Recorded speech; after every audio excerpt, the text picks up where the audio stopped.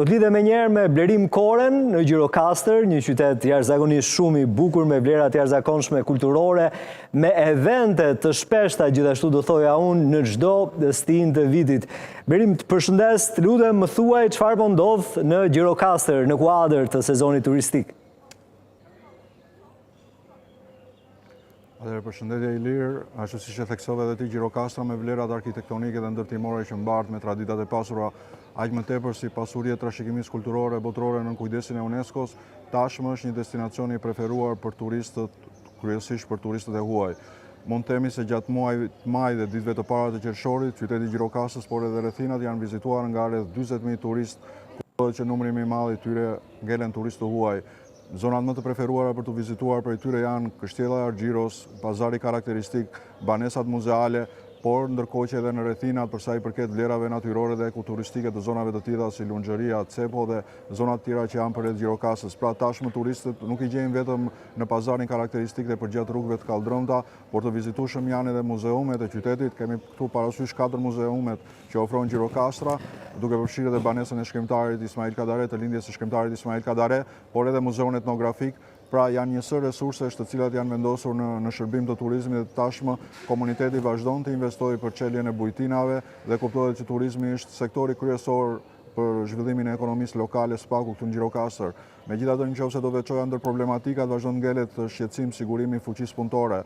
Pjesa më e madhe e bizneseve duhet kemi parasysh se turizmi është në rritje proporcionale, por fuqia punëtore, SPAK-u si shkaki i lëvizjes edhe migrimit të rinjve, por edhe pjesës tjetër të popullsisë, fuqia punëtore në Gjirokastër nuk i përgjigjet këtij fluksi të rritjes së turistëve dhe aq më tepër kur flasim për një fuqi të punëtorë të kualifikuar për sa i përket zhvillimit të një turizmi bashkëkohor dhe me standarde. Aktualisht në bizneset turistike në qytet, por edhe në rrethina janë rreth 1000 vende pune, të cilat presin njerëz që të punësojnë. Pra sektori i turizmit në këtë sezon këtu në Gjirokastër ka çelur rreth 1000 vende të reja pune dhe kuptohet që pjesa më e madhe e bizneseve kanë syt nga studentët, nga gjimnazistët, por kanë nisur dhe mund të themi që tashmë është normale dhe punësimi fuqisë punëtore. Vërejmë re që ka pjesa më e madhe punëtorëve janë nga Filipinet, por edhe venda të tjera, por këta punonjës nuk mund t'i quajnë punëtorë pasi pak a shumë janë punonjës në sektorin e turizmit, nuk punojnë vetëm në hoteleri shërbime, po punojnë dhe si kamarier në recepcion. Pra është një numër i konsiderueshëm i të huajve që synohet që bizneset që ofrojnë të plotësojnë vendet bosh në sektorin e turizmit këtu në Gjirokastër. Qartë, Blerim, e thatë, ka shtim të njësive akomoduese, por gjithashtu shqetësim shumë të madh nga ana e sipërmarrësve për punonjës. Tani, me aq sa ke konstatuar, me aq sa ke komunikuar me sipërmarrësit atje, a janë rritur çmimet e shërbimeve për profesionistët në turizëm, ma shkas edhe nga lista e publikuar disa ditë më parë nga ana e tatimeve ku përcaktohet qartë, çmimi, shuma, paga që do të marrë një profesionist i turizmit, por gjithashtu edhe masat nëse bizneset nuk i praktikojnë.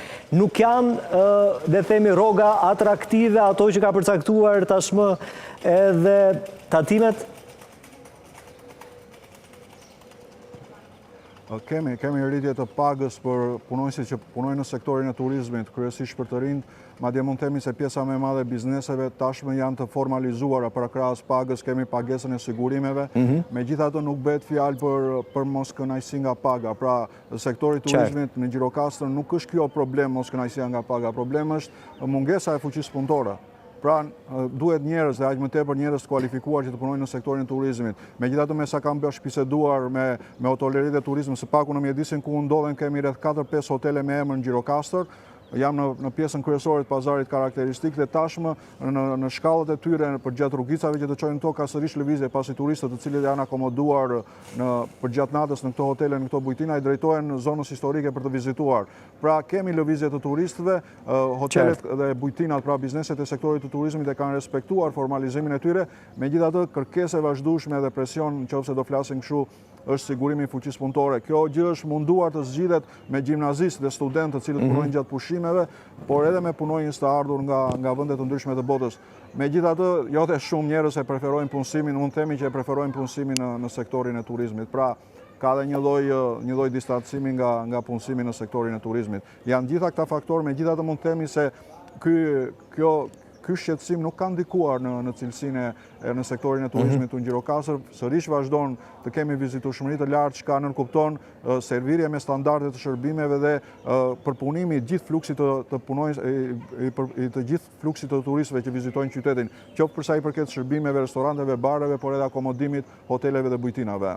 Po, Blerin, shpresojmë që rritja e pagave të sjellë edhe të rinjt në vendin e tyre edhe pse jo të shërbejnë në turizëm. Falenderoj shumë për momentin, të uroj punë të mbarë.